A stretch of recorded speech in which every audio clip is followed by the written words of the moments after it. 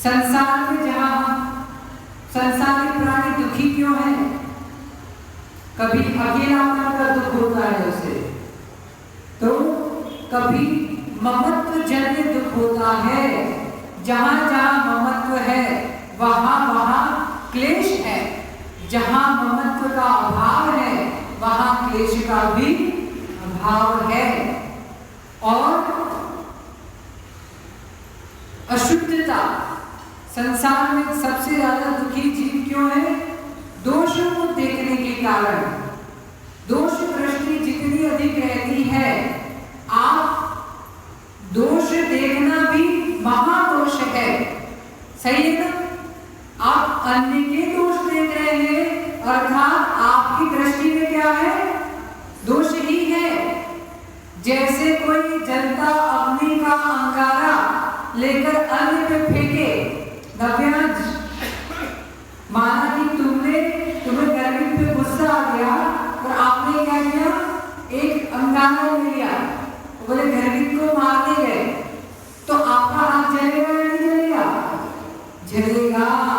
ऐसे ही जो दोष दृष्टि है वह पर क्यों दूषित करे या न कर पाए, लेकिन स्वयं का मन दूषित नियत से होता है। तो ऐसे इन संसार के विकारों से छूटने के लिए अध्यात्म विद्या का आश्रय लिया जाता है। जहां संसार की सारी विद्याएं अपना प्रभाव समाप्त कर देती है, वहां अध्यात्म विद्या प्रारंभ होती है। अध्यात्म विद्या का साधक क्या विचार करता है? एको हम निर्मम शुद्धो ज्ञानी योगीन्द्र गोचरा। आपको अकेलेपन का दुख है, तो उसको दुख को कम करने के लिए क्या करेंगे आप? भोगी होगा तो बोलेगा कि आप आओ, सबको बुलाएगा। लेकिन योगी होगा तो क्या विचारता है? एको हम, बोलो एक साथ, एको हम, एको हम, निर्ममो हम, मैं एक हूँ, निर्ममत्वता से युक्त हूँ, शुद्ध हूँ। कैसा हूँ मैं? शुद्ध हूँ। जैसे प्रकाश प्रताप अभिव्यक्तिवत, जैसे सूर्य का प्रकाश जो है मेघों के आने पर उस प्रकाश का प्रताप छिप जाता है, ऐसे ही हमारी आत्मा की अनंत शक्तियां कर्मों के आवरण से छिपी हुई है। तो उस प्रताप को अभिव्यक्त किया कैसे जाए? उसको अध्यात्म विद्या के बल से ही आपको कहा जाता है आप अपनी शक्ति बढ़ाइए। तो शक्ति बढ़ाने का अर्थ क्या है? उपादान बढ़ाइए। उपादान कैसे बढ़ाया जाएगा? अध्यात्म विद्या के आश्रय से। अध्यात्म विद्या का आश्रय ऐसा है कि जीव के मन में साम्यता आ जाती है, दूसरे को बुरा देखे बिना ही अपने मन में अच्छे का आना। ये संसार की सबसे बड़ी कला है, जिसका नाम अध्यात्म कला है। अध्यात्म कला का साधक जो है वह पर को नहीं निहारता है, निज को ही निहारता है। किसकी भांति? चकोर पक्षी की भांति। जैसे चील देखा है, चील क्या करता है? कहाँ होता है चील? आसमान में, लेकिन उसकी दृष्टि कहाँ रहती है? जमीन पर। कि कोई पक्षी दिख जाए, कोई मांस दिख जाए तो मैं उसको उठा लूं। तो ऊंचा उठते हुए भी दृष्टि निम्नता है, लेकिन जो चकोर पक्षी है वह किसी गड्ढे में भी बैठा हो, लेकिन उसकी दृष्टि ऊपर रहती है, चंद्रमा को देखता है। तो ऐसे ही अध्यात्म विद्या हमें स्व को स्व और पर को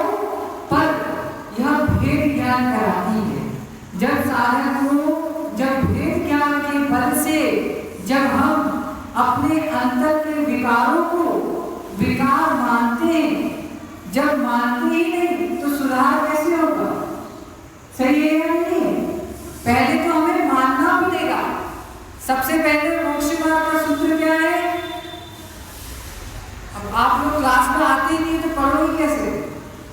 सम्यक दर्शन ज्ञान चारित्राणि मोक्ष मार्ग। याद है कि नहीं आपको? सम्यक दर्शन ज्ञान चारित्राणि मोक्ष मार्ग, अर्थात सम्यक दर्शन ज्ञान और चारित्र इन तीनों की एकता ही मोक्ष का मार्ग है। तो सम्यक दर्शन सबसे पहले तो मानना है।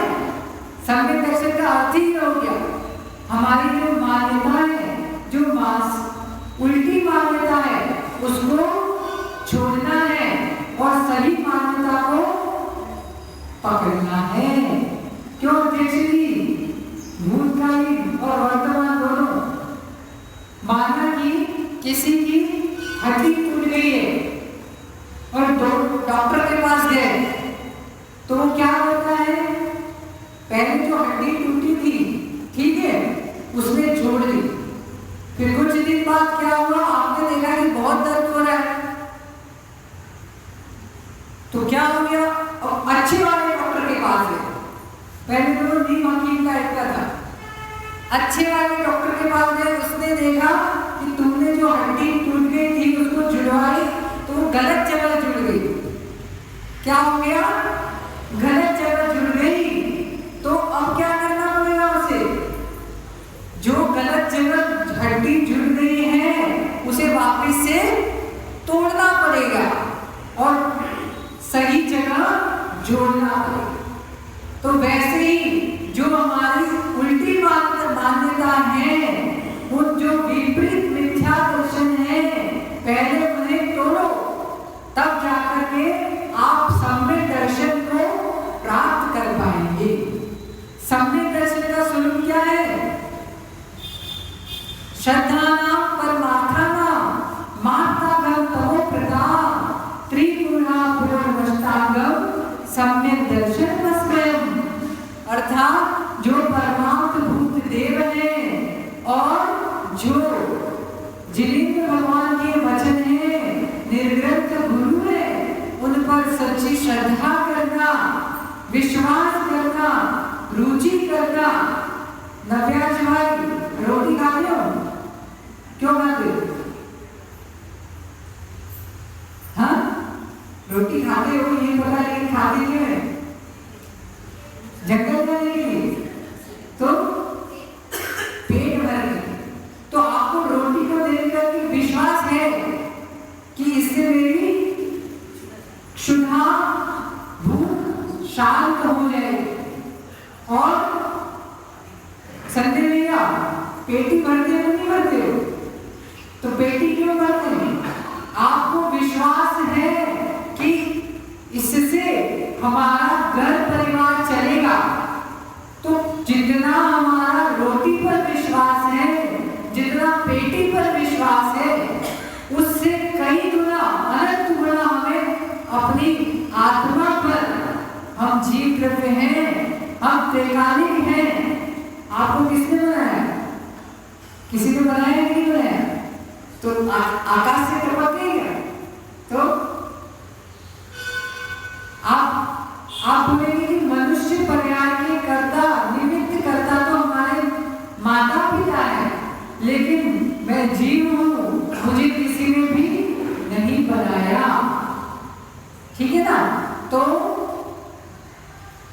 जैसे सम्यक दर्शन के माध्यम से जीव सही मान्यता को प्राप्त कर ज्ञान, जो आपका पुराना ज्ञान है वही ज्ञान सम्यक ज्ञान हो जाता है।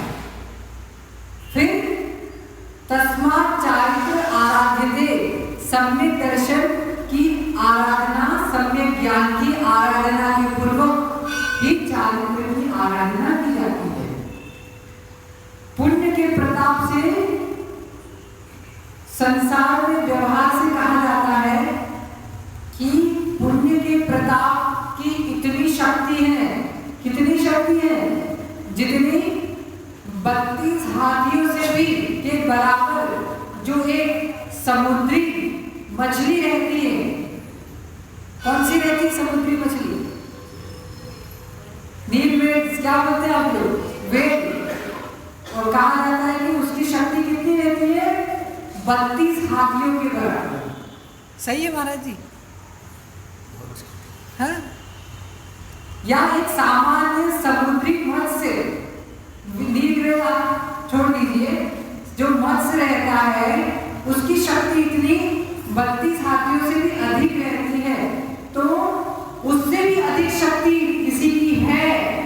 ये तो मैंने आपको एक रूपक दिया है, एक उदाहरण दिया है। उससे भी अधिक शक्ति पुण्यात्मा की शक्ति होती है, अर्थात पुण्य की शक्ति होती है। और सब संसार की सारी शक्तियां विराम ले, तब उससे भी महान कोई शक्ति है तो वह आत्मशक्ति है। तो इस तरह हम आत्मा और पुद्गल इन दोनों के भेद को समझे। कैसे? क्षीर नीरवत। जैसे हंस जो है वह क्या करता है? क्षीर को यानी दूध को और नीर को, नीर यानी पानी, दोनों को भिन्न भिन्न कर देता है विवेक से। बस वैसे ही हमें भी निज को निज और पर को पर यह विवेक से जानकर अपनी आत्मा का कल्याण करना है। यही भावना के साथ भगवान महावीर स्वामी की जय। नमस्ते। ठीक है, यद्यपि आपकी रात में से रही परिग्रह से रही मुद्रा बहुत तेज जाती है हम श्रावकों को, फिर भी हमारे आत्मा में कालिमा अनंत क्रांति है, उससे कुछ मुक्त हो जाए। इसी प्रार्थना के साथ में त्रिवार नमस्कार करते हुए मैं निवेदन करता हूँ, आप उस कालिमा को दूर करने में बात परंतु प्रयत्न कर रहा है।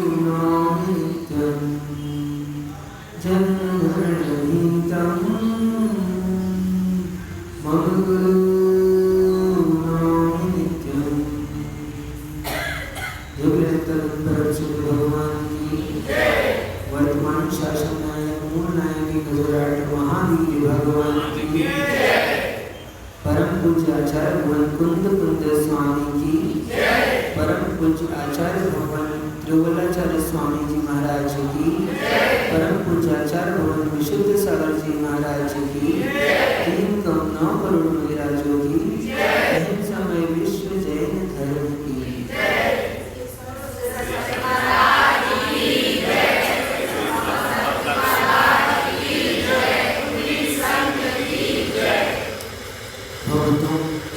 आज पुनः हम सभी के महाभाग्य का उदय हुआ है, जो सर्वज्ञ प्रभु की देशना हमें प्राप्त हो रही है।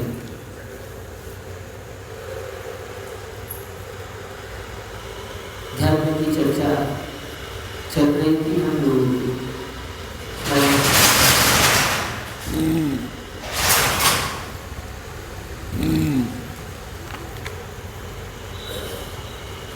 अभी अध्यक्ष जी कह रहे थे कि कुछ धर्म का मार्ग बताएं जिनसे हमारे अंतर की कालुषता मिट जाए। वास्तव में,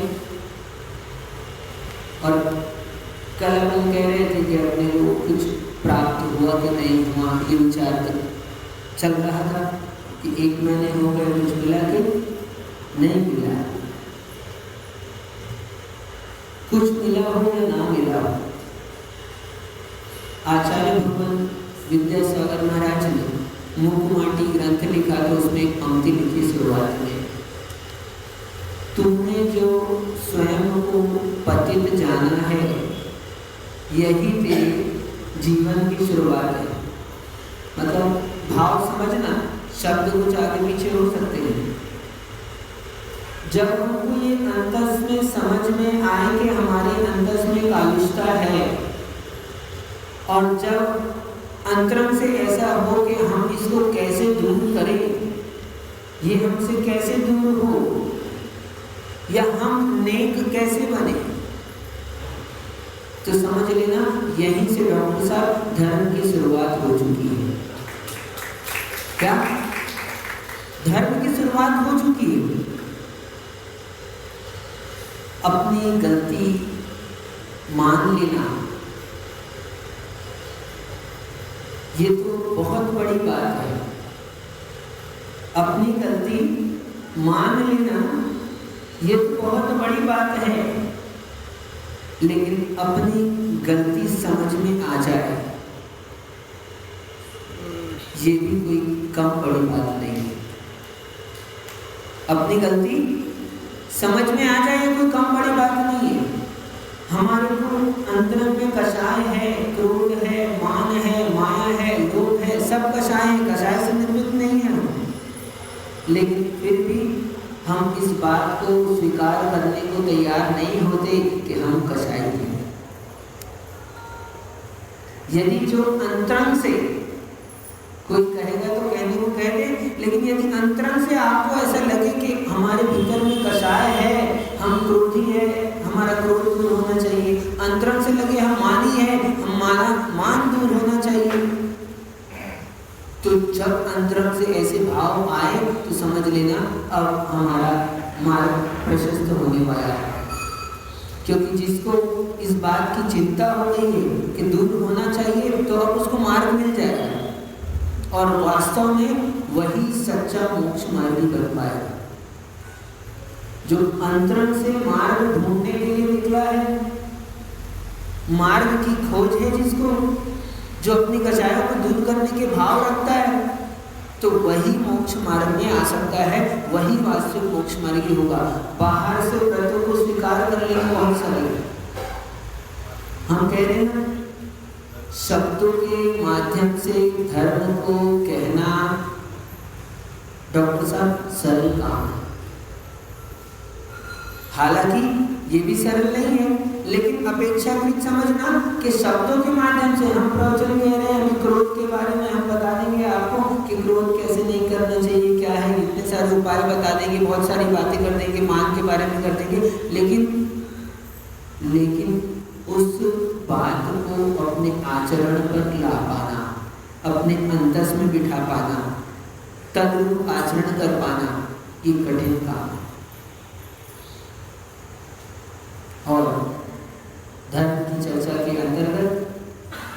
कल फल की चर्चा अपन कर रहे थे, तो कल मिला कि नहीं कुछ फल? हाँ, कुछ मिला हो ना मिला हो, बोले जल्दी से। भूसा जरूर मिल गया। कल शाम के आए थे एक दो भैया, बोले थे महाराज कुछ याद रहा हो या ना रहा हो, हमको कल के प्रवचन में से भूसा जरूर मिल गया है। ऐसा होता है, हम लोग भूसे के लिए लगे रहते हैं, मूल चीज को भूल जाते हैं और भूसा ही हमको दिखता है। क्या धान तो धान पर दृष्टि चली जाए, ये बिरले लोगों के साथ होता है। सारे लोगों की दृष्टि भूसा पर ही जाती है। ये बाहर के वैभव तो मिलते रहते हैं, संसार के मोक्ष के मार्ग में बाहर के वैभव मिलते हैं, और हम लोगों की दृष्टि भी बाहर के वैभव तक आकर अटक जाती है।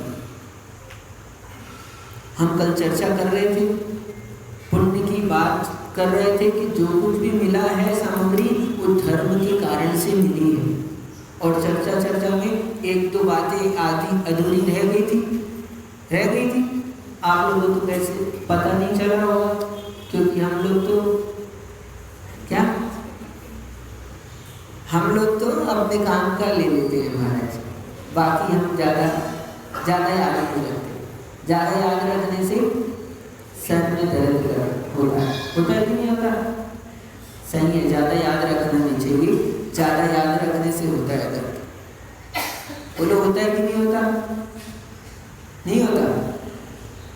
ज़्यादा टेंशन से याद करने की भी चिंता करोगे तो याद नहीं होगा। आपको बताया था ना आचार्य की घटना। हाँ, ऐसे ही रोज आदमी सोचे कि मैं भूल रहा हूँ, तो क्या होता है, पक्का भुलक्कड़ हो जाता है। तो ऐसे में मेरे को याद नहीं होता, तो पक्का क्या होता है, फिर याद होना बंद हो जाता है। तो इसलिए याद करने का विकल्प मत करो। पुण्य की चर्चा चल रही थी कि जो कुछ भी मिला है पुण्य के नियोग से मिला है, तो बीच में आया कि हम लोग धर्म करते हैं, और कल बता दिया था जो जितना अच्छा धर्म करेगा बोलो उसको मिलेगा कि मिलेगा? हाँ, इस जन्म में नहीं मिलने वाला धर्म का फल। क्यों नहीं मिलेगा, बात समझ में आ गई थी आपको? आ गई थी? आम का वृक्ष, नारियल का वृक्ष, डॉक्टर साहब, ठीक है। तो जो जितनी भक्ति से, जितने मनोयोग से आप पुण्य का संचय करते हैं, उतने अधिक स्थिति का कर्म यदि बंधा है, तो जितने अधिक स्थिति का कर्म बंधा है, उतना अधिक उसका आबाधा काल होता है, और वो उतनी देर से उदय में आता है। ठीक, तो हम कह रहे थे कि बहुत सारे लोग आते हैं, बोले महाराज हम जब से धर्म कर रहे हैं हमारा तो कुछ हो ही नहीं रहा है, और वो राकेश भैया हाँ धर्म ध्यान करते नहीं है, तो भी देखो इनके पास में क्या हो रहा है, संपत्ति बढ़ते जा रही है, बढ़ रही है। हाँ, उसको लाभ ही लाभ हो रहा है। वो जहां हाथ लगाता है क्या होता है, सोना हो जाता है, और हम जहां हाथ लगाते हैं वो मिट्टी हो जाता है। हम धर्म कर रहे हैं तो भी हमको धर्म का फल नहीं दिख रहा, तो नहीं दिख रहा तो एक कारण समझ में आया। अब दूसरा कारण एक और समझना बात, बहुत से लोग ऐसे हैं, एक तो नहीं बहुत से लोग ऐसे हैं जो अभी वर्तमान में आपको धर्म करते नहीं दिखते हैं, लेकिन संपन्न है। क्या वैभव संपन्न है, और वो जो भी कार्य करते हैं वो उनके कार्य में यद्यपि पाप हो रहा है, लेकिन फिर भी उनको क्या हो रहा है, लाभ हो रहा है। एक घटना है, संक्षेप में बता देता हूँ आपको, बीच में स्मरण आ गई। विदिशा की घटना है। आचार्य भगवान का जब वहाँ 2004 के आसपास में चातुर्मास हुआ, तो आचार्य श्री वहाँ पर प्रवचन करते थे। पुरुषार्थ सिद्धि उपाय ग्रंथ पर वहाँ पर वाचना हो रही थी। और हमारे जैन दर्शन में यदि अहिंसा का आपको वास्तविक स्वरूप विस्तार से समझना है, जितनी गहरी अहिंसा की चर्चा पुरुषार्थ सिद्धि उपाय में की गई है, उतनी अन्यत्र उपलब्ध नहीं होती है। यानी अहिंसा के बारे में विस्तार से वर्णन पुरुषार्थ सिद्धि उपाय में आचार्य भगवान अमृतचंद स्वामी ने किया है। तो उस अहिंसा का प्रकरण वहाँ पर चल रहा था, उस ग्रंथ की वाचना वहाँ पर चल रही थी और बाहर भी माइक लगे हुए थे। तो एक व्यक्ति था, वो भी शायद उसके कान में प्रवचन पड़ गए। स्टेशन के पास में आप कभी गए हो तो देखो, वहाँ स्टेशन के पास में ही मंदिर है और मंदिर के पास में बहुत सारी होटलें हैं और दुकानें हैं। तो प्रवचन आचार्य जी का चलता था। आचार्य जी सहज जैसे हम यहाँ अंदर कर रहे हैं, बाहर कोई सुन रहा हो क्या पता। तो आचार्य जी प्रवचन करते थे और एक व्यक्ति के कान में वो प्रवचन चले गए। अब वो प्रवचन कितना असर करेंगे, कभी भी अपना सुना हुआ प्रवचन कब असर कर जाए पता नहीं। तो आचार्य जी प्रवचन कर रहे थे अहिंसा के ऊपर में, और वो एक व्यक्ति, आचार्य जी जब प्रवचन करके बाहर निकले मंदिर से, दूसरे दिन शुद्धि के लिए जा रहे थे, तो जैसे ही बाहर निकले तो वो व्यक्ति मंदिर की सीढ़ियों पे आकर बैठा और बैठ के जोर जोर से रोने लगा और उसने आचार्य जी के पैर पकड़ लिए। बोले आचार्य जी, आज से मैं मांसाहार का त्याग करता हूँ और मैं होटल चलाता था, उस मांस बेचता था, मैं आज से वो भी नहीं बेचूंगा, मैं बंद करता हूँ मांस से। वो आचार्य जी के प्रवचनों से इतना प्रभाव हुआ कि उसने मांस का त्याग कर दिया और मांस नहीं बेचूंगा ऐसे प्रण कर लिया। अब होटल चलाता था तो उसकी होटल जहाँ पर थी बीच में, तो वहाँ पर फिर उसने शाकाहारी होटल चालू की। अब देखना बात कुछ विशेष चल रही है, यहाँ तक तो ठीक था। अब उसने होटल खोल ली शाकाहारी और उसके बाद व्यापार चालू किया, तो अब उसका व्यापार ठप होने लगा। क्या अब उसकी होटल क्या हो गई, चलना बंद हो गई। अब उसकी आमदनी कमाई कम हो गई। समझना इस बात को, नियम रहता है। पुण्य है, एक पुण्य पुण्यानुबंधी पुण्य और एक पुण्य पापानुबंधी पुण्य। एक पुण्य ऐसा होता है कि पुण्य का उदय होता है, उस पुण्य के उदय में आप पाप के ही कार्य कर पाते हो, पुण्य के कार्य नहीं कर पाते। आप उससे पुण्य के काम करने जाओगे, पुण्य के लिए लगोगे, तो आपको वहां पर लाभ नहीं दिखेगा, लेकिन आप पाप के काम करोगे तो लाभ दिखेगा आपको। लेकिन समझना इसमें क्यों ऐसा होगा, क्योंकि वो पाप का ही बंद कराने वाला पुण्य है। क्या वो पुण्य का उदय ऐसा है कि आपको पाप का अनुबंध होगा और आप फिर से भोग में लिप्त होकर दुर्गति में चले जाओगे। तो ऐसा पुण्य हमारे लिए कार्यकारी नहीं होगा।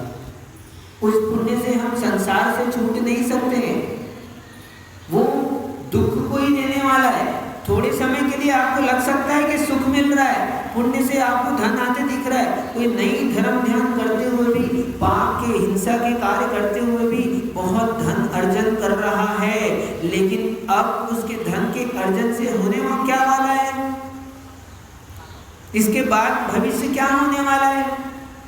अभी वो धर्म नहीं कर रहा, लेकिन अभी उसको मिल रहा है कि नहीं मिल रहा।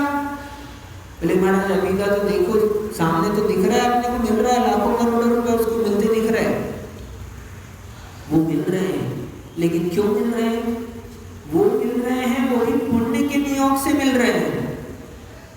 क्या जो कुछ भी संसार में हमने कहा प्राप्त होता है, वैभव आदि, वो सारा धर्म का फल है, लेकिन किस तरह का,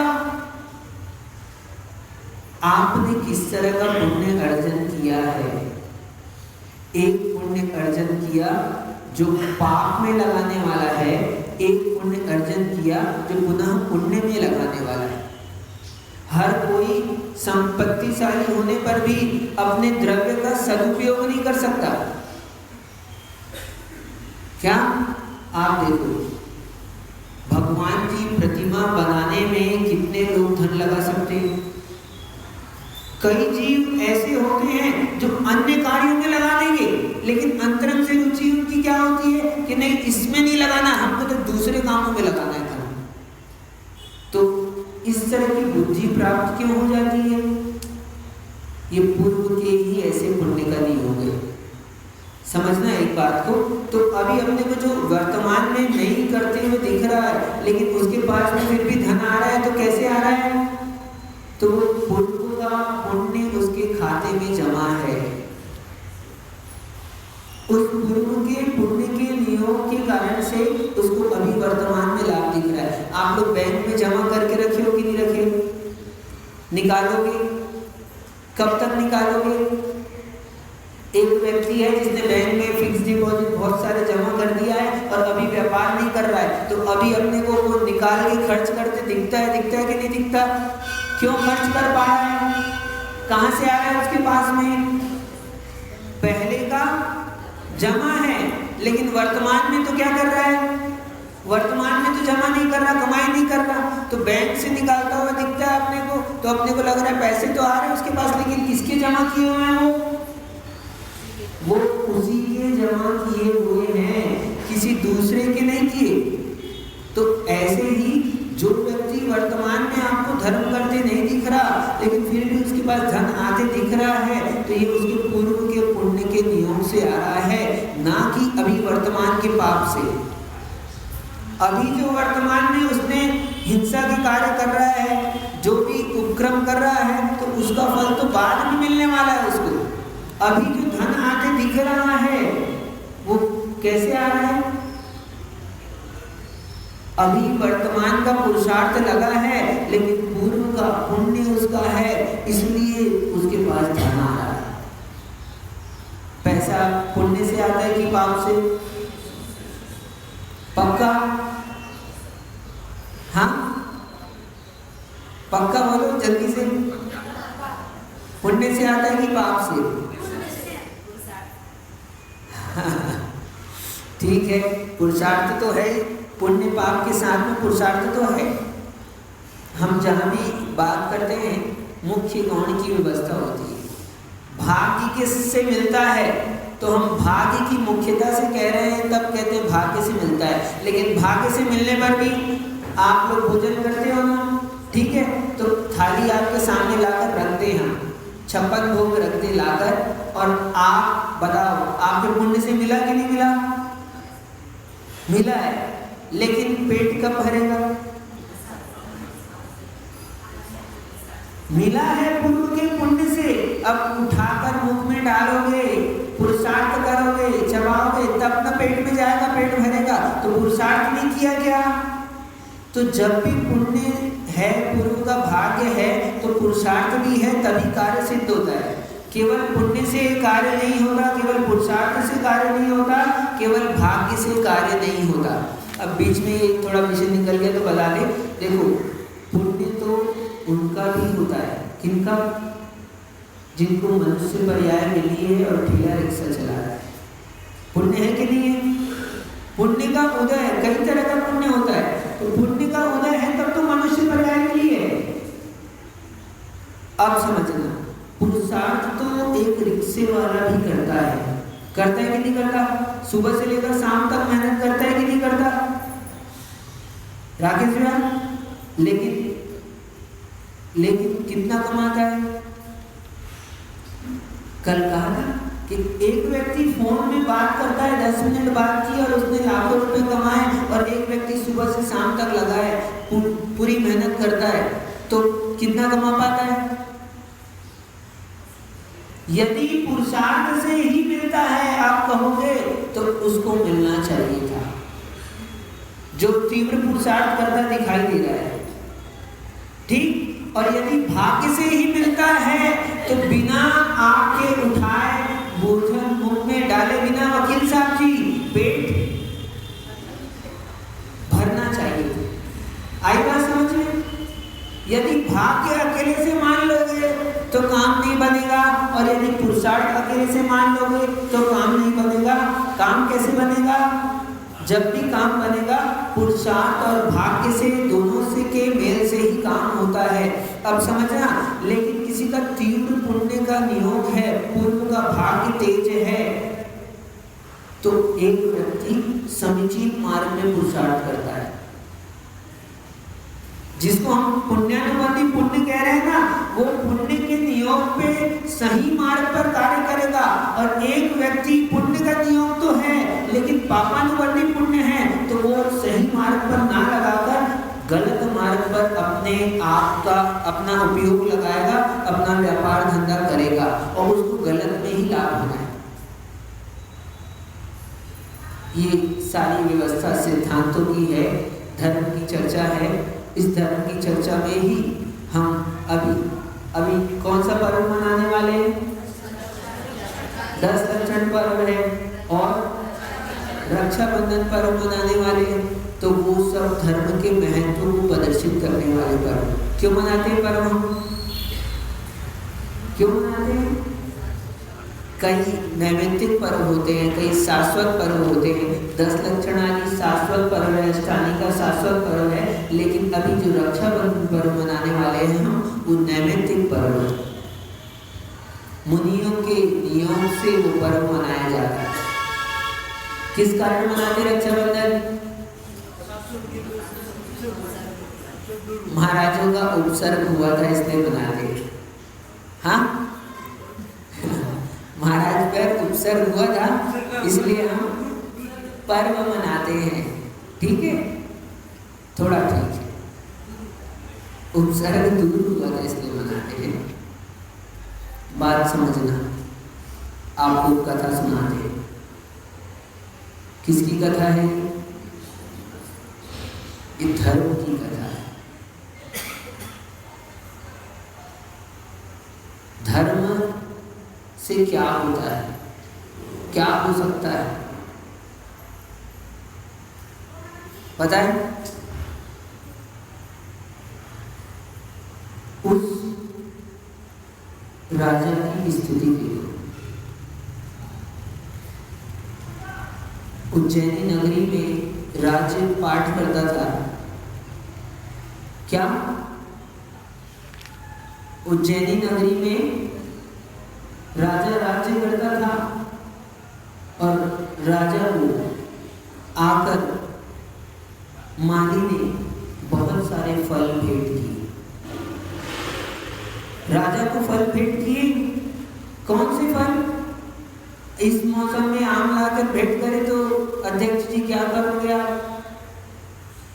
तुरंत पूछोगे कि कहां से आ गए ये आम। तो ऐसे ही 6 ऋतुओं के फल फूल लाकर उसने राजा के चरणों में समर्पित किया। और जैसे ही समर्पित किया तो राजा ने देखा, अरे राजा ज्ञानी था, बुद्धिमान था, उसने समझ गया कोई ना कोई जरूर रहस्य है इसके पीछे। क्या है? तो उसने माली से पूछा, ये कहां से आ गए फल तुम्हारे पास? उसने कहा कि अपने ही उद्यान में, नगर के बाहर उद्यान में 700 मुनिराज आकर विराजमान हुए हैं और उन महाराजों के आने पर ये फूल फल अनायास ही वृक्ष पर लग गए, आ गए। वही मैं आपके चरणों में समर्पित करने आया हूँ। एक बात समझना, कल वृक्षों के फल की बात अपन ने की थी। तो हमारी जैसी भावनाएं होती हैं आज भी, क्या आज विज्ञान के माध्यम से भी ये बात सिद्ध है। हमारे जैसे भाव होते हैं, जैसी भावनाएं होती है, वैसे हम यदि वृक्षों के सामने जाते हैं तो संप्रेषण होता है और वो हमारी भावनाओं को स्वीकार करते हैं। ऐसा आज भी प्रयोग किया गया है। विदेश के अनुसंधान केंद्रों में ये प्रयोग से सिद्ध हुआ है कि एक व्यक्ति क्रोध करके वृक्ष को काटने के लिए जाता है तो वृक्ष के अंदर भी भय संज्ञा मालूम पड़ती है। जिनागम तो वर्षों से कह रहा है कि चारों ही संज्ञाएं संसार के सभी प्राणियों में होती है। आहार, भय, मैथुन और परिग्रह, ये चारों ही संज्ञाएं पाई जाती है संसारी जीवों में। तो जैसे वो हमारे भावों का संप्रेषण स्वीकार करते हैं, हम इस बात को स्वीकार करते हैं कि उसमें परिवर्तन होता है, तो इसमें आश्चर्य मत समझना कि उन मुनिराजों के वहां पर जाने पर उसमें फल आ गए, तो इसमें कोई आश्चर्य की बात नहीं है। बिल्कुल संभव है, सिद्ध है ये बात। तो उसने समर्पित किया और राजा को जैसे ही पता चला कि मुनिराज का आगमन हुआ है, राजा ने 7 कदम आगे बढ़कर वहीं से पहले नमस्कार किया। विवेकवान जीव होते हैं, ज्ञानी होते हैं, उनको पता रहता है। प्रत्यक्ष में तो हम अभी साक्षात नहीं पहुंच पाते, लेकिन जैसे ही सुनते हैं देव शास्त्र गुरु के बारे में तो अंतरंग से आह्लाद भाव स्वयं ही उत्पन्न होता है और वो बिना झुके नहीं रह सकते हैं, वो बढ़कर नमस्कार करते ही करते हैं। तो राजा 7 कदम आगे बढ़ा और उसने नमस्कार किया। किसको? उन मुनिराज को नमस्कार किया और ये घोषणा की कि अब हम अभी तो जा नहीं पाएंगे, हम कल महाराज के दर्शन करने के लिए चलेंगे। ऐसी उसने, अब राजा है, अकेले तो जाएगा नहीं, साथ में सब जाएंगे, बहुत सारे लोग जाएंगे। मंत्रियों को भी कहा, उसके 4 मंत्री थे। राजा स्वयं आगे बढ़कर नमस्कार किया। इससे ही पता चलता है कि धर्मात्मा प्रवृत्ति का होगा। तो राजा तो धार्मिक था, लेकिन जरूरी नहीं है कि धार्मिक राजा हो तो मंत्री भी धार्मिक हो। 4 मंत्री थे उसके, बृहस्पति, प्रहलाद, नहुची और बलि। ये 4 मंत्री थे जो धर्म के द्रोही कहे तो कोई आश्चर्य मत समझना, उनको धर्म का नाम सुहाता ही नहीं था। चारों के 4 मंत्री थे, लेकिन अब राजा जैसा कार्य कर रहा है तो साथ में करना पड़ेगा। तो राजा ने आदेश दिया कि कल हम महाराज के दर्शन करने जाएंगे, और इस आदेश के कारण से उन 4 को भी राजा के साथ जाना पड़ा। कह रहा होता है ऐसा, कई लोग हैं मंदिर आए कि नहीं आए, कई लोगों को आना पड़ा। होता है ऐसा डॉक्टर साहब, होता है ना? आप लोगों के साथ नहीं होता, बहुत लोगों के साथ होता है। ठीक है, मैं तो इसके लिए कह रहा हूँ। अच्छा, जो नहीं है मंत्री जी, आपके लिए नहीं कह रहा, आप तो स्वेच्छा से आए हैं। ठीक है, तो ऐसा होता है, कई काम हम नहीं चाहते वो भी करना पड़ता है। लेकिन वकील साहब जी, वो काम आपके काम करने की प्रवृत्ति से पता चल जाता है कि आप अंतरंग से, मन से कर रहे हैं कि बेमन से कर रहे हैं। क्या काम करने के शैली से, काम करने के क्या विधि से ये इस बात का बोध हो जाता है कि कार्य किस रुचि से किया जा रहा है, अंतरंग की मन स्थिति को तैयार करके कर रहे हैं कि मजबूरी में कर रहे हैं। अधिक चीज सब बोध होता है, ज्ञानी पहचान लेता है। राजा यद्यपि ज्ञानी था, लेकिन ठीक उसने सबको आदेश दिया नगर की जनता के साथ में। हम लोग तो अकेले आ जाते हैं। जब हम लोग क्या करते हैं, अपन लोगों की बात बता रहा हूँ, राजा की नहीं बता रहा। हम लोगों को कहीं पिकनिक जाना हो, कोई आयोजन हो, सामान का वाहन लो, तो वहाँ सबको इकट्ठा करके अपन लोग जाते हैं। बुलौआ लेकर जाते हैं, बुलौआ करके जाते हैं। और धर्म के काम में जाना हो तो धर्म के काम में नहीं, कौन ले जाएगा, अकेले धर्म करो अकेले। ठीक, अरे एक कौवा होता है, कौवा देखा है? नहीं देखा कौवा? आजकल बहुत कम दिखाई देते हैं कौवे।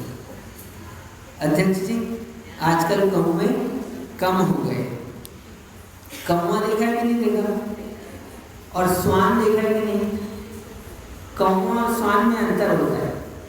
आप लोगों को अंतर पता है? ऐसे तो कौवा काला होता है, स्वान कई रंग का होता है। ठीक है, वो अंतर नहीं बता रहा, मैं एक विशेष अंतर बताता हूँ। आप देखना, स्वान होगा, उसको रोटी डालेंगे डॉक्टर साहब, तो वो रोटी तुरंत मुंह में उठाएगा, दबाएगा और भागेगा। ठीक, हम जा रहे थे आज सुबह सुबह, तो कुत्ते पर नजर पड़ गई, स्वान पर नजर पड़ गई, और वो ऐसे कार्य कर रहा था तो ध्यान में आ गया क्या कि उसको रोटी डालते हैं तो क्या करता है वो? देखा कि नहीं देखा, पहले बताओ जल्दी से। देखा है ना, वो उठाकर भागने लगता है। ठीक है, और कौवा है, हम आ रहे थे यहाँ पर, आपको बता दें, यहाँ प्रवेश होने के पहले ही चौक था एक आगे। इसके पहले कौन सा गांव पड़ा था? बोलेंगे और आगे और थोड़ा सा आगे उधर एक, हाँ लोदाम के आगे उधर एक गांव था, वहाँ बस्ती थी वहाँ जहाँ स्कूल में रुके थे हम लोग, जो भी हो माचा पर, उस गांव में हम प्रवेश कर रहे थे ना, तो हमने देखा बहुत सारे कौमें इधर आवाज लगा रहे थे और होटल वाला समोसे खिला रहा था। क्यों? कल के बासी बच गए होंगे, तोड़ के डाल रहा था और कौमें खा रहे थे और खा तो रहे थे, लेकिन साथ में क्या कर रहे थे वो लोग? आवाज लगा रहे थे। तो कौवे की एक विशेषता होती है, जब भी उसको सामग्री मिलती है ना, हाँ कुछ सीखो ना सीखो, हर किसी में गुण होता है।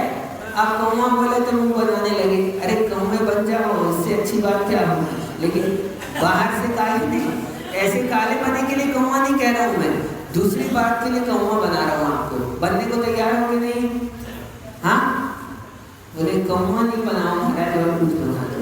अरे बात कौवे की नहीं है, गुण बता रहे हैं उसका। कमलेश भैया क्या कि कौवा एक होता है, उसको खाने को मिले तो गाँव करके अपनी बिरादरी वाले को सबको बुलाकर जमा करता है और फिर खाता है, स्वयं खाता है और खिलाता है, समझ लो एक प्रकार से क्या। और लेकिन स्वान होता है, वो मिलता है तो उठाकर दबाकर भाग जाता है। तो धर्म के काम के लिए हमको कौवा बन जाना चाहिए, अपने को तो मिल ही रहा है और गाँव करके बोल दो तो धीरे चलो। अपना क्या जाता है, एक जने मान लो अपने साथ आ गया, भले ही मजबूरी में आए क्या, लेकिन मजबूरी में भी बैठकर सुन लेता है ना, तो कभी उसका मन बदल जाता है क्या।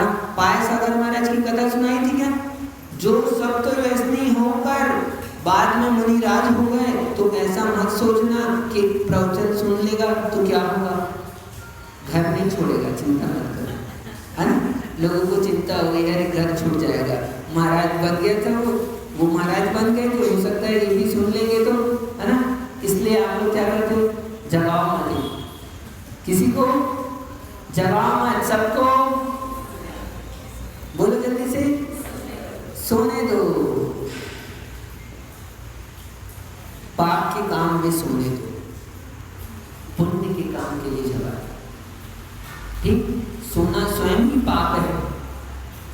जब ऐसा हो, बाहर जाना हो, हाँ, और बता दे आपको कि भैया बाहर जाना है, तो ये तो कई लोग, आप लोग नहीं करते होंगे, लेकिन किसी की बात बता रहा हूँ मैं आपको। कोई कह के सोए कि मुझे कल, वकील साहब मान लो आप कह के सोओगे कि मुझे कल जरूरी केस है, हाँ रांची में कोर्ट में केस लगा हुआ है, तुम मुझे 5 बजे उठा देना, ठीक है।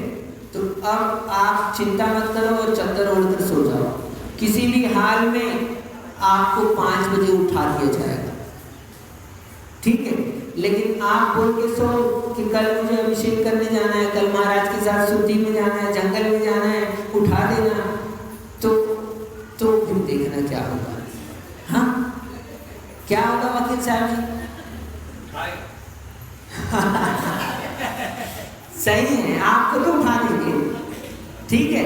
मैं तो उनकी बात कर रहा हूँ जो नहीं उठाते, क्या वो देखेंगे, अरे ठीक है बोला तो था, लेकिन आज तो पानी गिर रहा है, पता नहीं महाराज जाएंगे कि नहीं, कोई जाएगा कि नहीं, आज तो रहने तो अब कल से चले जाना, ठीक है। अभिषेक तो रोज होता है, केस तो आज लगी है तारीख, फिर तारीख कब मिलेगी, हाँ तो केस तो आज की तारीख में निपटाना है, तो उसके लिए तो उठा दोगे। लेकिन अभिषेक तो रोज का काम है, टाइम फिक्स है, रोज उठते हुए होता ही है, इसलिए उठाने की जरूरत, बोलो जल्दी से, नहीं है ना। कितने अच्छे लोग हैं, जल्दी समझ जाते हैं। अपने लोग ऐसे धर्म के काम में किसी को ले आओगे तो आपको भी कुछ मिल जाएगा, क्या ऐसे कहा जाता है 6% मिल जाएगा, हाँ देखो, इसीलिए कहते हैं। तो वो राजा भी सबको साथ में लेकर गया, किसके लिए? धर्म के कार्य के लिए साथ में लेकर गया। पुण्य का नियोग होता है, जो धर्म के काम में अनुमोदना करता है उसको उसकी सब अनुमोदना करते हैं। क्या अभी जैसे ही आए आपके बीच में दीदी जी आई है, ठीक है, ये धर्म के काम में आगे जा रहे हैं कि नहीं जा रहे हैं? जा रहे हैं ना, बताओ जा रहे हैं कि नहीं? और आप लोग अनुमोदना करोगे कि नहीं करोगे इनकी? हाँ, ये जो धर्म के मार्ग में बढ़ता है एक क्रिया होती है। बीच में बता देता हूँ मैं आपको, हम जब दीक्षा ली हमने तो गोद भराई हो रही थी, तो गोद भराई हमारी हो रही थी, तो लोगों ने प्रश्न किया कि दीक्षा लेने जा रहे गोद क्यों भर रहे हैं, इसमें क्या कार्यक्रम है, क्या जरूरत है गोद भराई की? हाँ, तो शादी होती कि नहीं? देखिए आप लोगों ने, आप लोगों की तो हुई है, तो आप लोगों की शादी क्यों हो गई ना, शादी आपकी, तो आपकी शादी में गोद भराई हुई थी ना, क्यों हुई थी? मुक्ति वधु को वरने के लिए जा रहे हैं ये मुनिराज, इसलिए इनकी गोद भराई हुई, और तुम संसार की वधु को वरने के लिए गए थे इसलिए गोद भराई हुई थी। तो संसार की वधु को, ये तो एक और बात है। दूसरी ये बात कि आप त्याग के मार्ग पर बढ़ रहे हैं, आपने श्रेष्ठ मार्ग चयन कर लिया है, आपका मार्ग उत्कृष्ट है। हम घर नहीं त्याग पाते तो अपनी कुछ भावना आपके साथ संप्रेषित करते हैं, हम भी त्याग करते हैं, कुछ अर्पण करते हैं, समर्पित करते हैं, और ये भावना भाते हैं कि एक दिन हमको भी आपके जैसे मार्ग की प्राप्ति हो, ऐसी भावना करते हैं। ये भावना दी जाती है, इसलिए गोद भराई का कार्यक्रम होता है। तो समझना, हम बात कर रहे थे कि धर्म के काम में जाए कोई, तो आप नहीं जा पाओ तो किसी को आगे कर दो। आप दीक्षा नहीं ले पाओ, हाँ, आप दीक्षा नहीं ले पाओ वकील साहब, तो किसको आगे कर दो, अपने बच्चों को आगे कर दो, और किसी को आगे कर दो। बोले ये काम अच्छा बताया। दीक्षा के लिए तो हम लोग ऐसे ही करते हैं, क्या करते हैं, है ना? हर माँ का बेटा कैसा हो, बोलो एक बार, हर माँ का बेटा कैसा हो। और आपका बेटा मांगेंगे ना तो क्या कहोगे? हाँ, हर माँ का हो लेकिन हमारा बेटा नहीं। हाँ, ये लोग नारा लगाते हैं, हर माँ का बेटा चाहिए, ऐसे ही चाहिए। अभी बोलेंगे इनके लिए तो हर माँ की बेटी कैसी हो, तो ऐसे ही बोलोगे आप, यहाँ पुष्पा दीदी जैसी हो। और अभी आपके लिए कहेंगे तो आपकी बेटी, बोले नहीं महाराज, हमारी बेटी नहीं, हमारा बेटा नहीं। आप बाकी सबकी बात करो, हमारे बेटा बेटी की बात मत करो। अरे धर्म के काम में अनुमोदना करने से हमको ये, हम त्याग आज नहीं कर पाए, लेकिन जो त्याग करता है उसकी अनुमोदना आचार्य भगवान कहते हैं। सुनो, बीच में बता दें आपको दो बात। एक, किसी की दीक्षा हो रही हो, क्या सारे काम छोड़ देना, किसी की दीक्षा हो रही हो, देखने को मिले तो अवश्य जाना। और यदि दीक्षा में नहीं भी जा पाए, मान लो दीक्षा नहीं, ठीक है। और एक दूसरा काम, यदि किसी की समाधि देखने को मिले, समाधि का अवसर मिले, तो वो उस काम में जरूर जाना। क्योंकि देखो, दीक्षा ले रहे हैं वो तो मोक्ष मार्ग में जा ही रहे हैं, और समाधि जो है उस दीक्षा का फल है। क्यों नहीं जाती दीक्षा? समाधि मरण करने के लिए दीक्षा ली जाती है। तो उस दीक्षा के फल के रूप में एक बार जो समाधि पूर्वक मरण करता है, वो निश्चित तौर पर 3 भाव में या अधिक से अधिक 7-8 भाव में मोक्ष को प्राप्त करता है। एक ग्रस्त भी, यदि व्रती श्रावक है ना, यदि व्रती श्रावक भी दीक्षा अनुव्रत को धारण किया है, और अनुव्रति भी यदि समाधि पूर्वक मरण करता है, तो उसके लिए भी हम लोग प्रतिक्रमण पढ़ते हैं। अभी पाक्षिक कल चतुर्दशी है, कल प्रतिक्रमण पढ़ेंगे। तो उस प्रतिक्रमण में अंतिम में आता है, ले वो प्रतिक्रमण किसके द्वारा लिखा हुआ है? गौतम स्वामी द्वारा लिखित उस प्रतिक्रमण में लिखा है कि अनुव्रति भी यदि क्या समाधि पूर्वक जो मरण करता है, तो जघन्य से 3-4 भाव और उत्कृष्ट से 7-8 भाव लगते हैं। उसके बाद नियम से निर्वाण हो जाता है जीव का, समाधि का महत्व होता है। तो हम ऐसे मंगल कार्यों की अनुमोदना करेंगे तो एक दिन हमको क्या होगा? मोक्ष मार्ग में बढ़ने का हमें अवसर मिलेगा। आज भाव बनाएंगे क्या होगा भाव बनाने से? अरे तुम कोई काम करते हो पहले भाव बनाते हो, बिना भाव बनाए नहीं करते हो। हाँ, शादी हुई ना आपकी, सोचा था कि नहीं सोचा था? पहले बताओ। नहीं सोचा था, ऐसे ही हो गई। राकेश भैया बोलो जल्दी से, सोचा था कि नहीं? जैसे संसार के काम में, गृहस्थ के काम में भाव बनाते हैं, ऐसे इस मोक्ष मार्ग में, रत्नत्रय के मार्ग में आने के लिए पहले से भाव बनाओ। ठीक है, आप लोगों ने गृहस्थी बसा ली है तो अभी भी कुछ नहीं है। आप सोच लो कि हम 50 वर्ष के हो जाएंगे, 60 वर्ष के हो जाएंगे, उसके बाद हम क्या अपनी जिम्मेदारियों से फ्री हो जाएंगे, निवृत्त हो जाएंगे, मोक्ष के मार्ग में आ जाएंगे। वकील साहब जी, बाकी सब चीज हम लोग बनाते हैं, अपनी बैलेंस शीट बनाते हैं, क्या क्या काम करना है। हाँ, इतने साल बच्चों की शादी करना है, फिर ये व्यापार करना है, ये कमाई करना है, ऐसा करना है। ऐसे ही अभी से बना लो कि हमको 60 साल के बाद में, 65 साल के बाद में दीक्षा लेना है।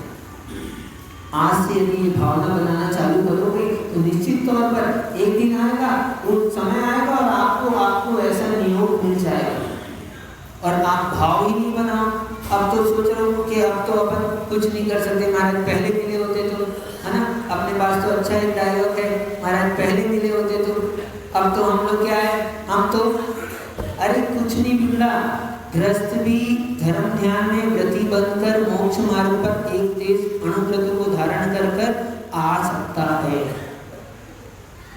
और आज भाव बनाएंगे तो निश्चित तौर पर नियत समय पर हमारी भावना फलीभूत हो जाएगी। जैसे जैसे भाव करते हैं वैसे वैसे चीज़ों का नियोग होता है, वैसी सामग्री हमको उपलब्ध होती है, वैसे साधन मिलते हैं। नहीं मानो तो आज बनाकर देख लो। क्या नहीं मानो तो आज बनाकर देख लो। आज ये मोक्ष मार्ग ही आपके सामने है तो उनको देखकर ऐसे भाव करो कि आप सोचो अभी धर्म का फल क्या होता है? ये है पुण्यानुबंधी पुण्य, कि पुण्य से सारी सामग्री मिली है। हाँ, और मिलने पर क्या होता है? फिर आदमी छोड़ देता है इसको, उसको सार समझ में आ जाता है तो छोड़ देता है उसको, ऐसे छोड़ते हैं। सोचो आज तो चक्रवर्ती नहीं है अपने पास में, आज तो महाराज नहीं है, महाराजा वैसे, लेकिन कैसे छोड़ते होंगे? तो जैसे ये छोड़ रहे हैं ना, समझ लो ऐसे ही छोड़ते होंगे और कोई अंतर नहीं आता। बस सब कुछ मिलने पर भी सब कुछ समझ में आ जाता है। सार के इसमें सार नहीं है, छूटना तो है ही। आप या तो छोड़ दो या फिर छुड़ा दिया जाएगा। अच्छा, एक छोटा सा प्रश्न करके अपनी बात को समाप्त करते हैं, अपन कल कहानी को समझेंगे। आप लोग को बैठ के जाना है कि लेट के जाना है? हाँ बताओ। फ्लाइट में नहीं ले जा रहे हैं, बैठ के जाना है।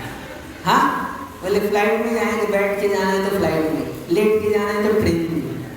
हाँ, बैठ के जाना है कि लेट के? हमें क्या बोलो जल्दी से।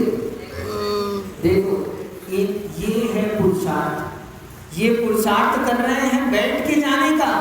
और यदि आपने ऐसा पुरुषार्थ नहीं किया तो आपको जाना पड़ेगा लेट के। तो लेट के जाना है तो फिर डंडे गंडे के साथ में जाना पड़ेगा। संसार में फिर घूमते रहोगे, कौन सा जन्म मिलेगा, कहाँ पैदा होगे, कोई पता नहीं। लेकिन बैठ के जाओगे तो निश्चित मान के चलना 7 या 8 भाव में शाश्वत सुख को प्राप्त करोगे। वो सुख जिसका कभी अंत नहीं होता, उस स्थान को प्राप्त करोगे जहाँ से लौट कर आना नहीं पड़ता। आपको लौट कर आना है? नहीं आना? कल नहीं आओगे? आओगे? ठीक है, आप लोग लौट कर आएंगे, ऐसी भावना पाता हूँ मैं। धर्म के मार्ग पर आए, धर्म अब कैसे कौए की भांति आए, क्योंकि अपने परसों शांति धारा भी होने वाली है। हम आपको एक बता दें, लगभग 20 वर्ष हो गए होंगे। 20 वर्ष पहले हमने वो शांति धारा पढ़ी थी, 2000 के आसपास में वो शांति धारा की थी। आज 20 साल लगभग के बाद में वो शांति धारा हमारे अंतरंग से भाव हुए कराने के, तो वो शांति धारा पढ़ी जाएगी और आप लोग तो कर नहीं पाओगे। ठीक है, तो आप लोग ऐसा प्रयास करें कि अनुमोदना करो। ऐसा कोई व्यक्ति ना बचे जो उस शांति धारा में भाग ना ले, जिसको उसका लाभ ना मिले। ऐसी मंगल भावना भाव, ठीक है, तो कम से कम कुछ ना कुछ तो पुण्य अपने खाते में आएगा। तो आप लोग कर नहीं सकते लेकिन देख तो सकते हो। देखने से भी, अनुमोदना से भी, कृतकारी अनुमोदना से उतना ही पुण्य का आश्रय होता है।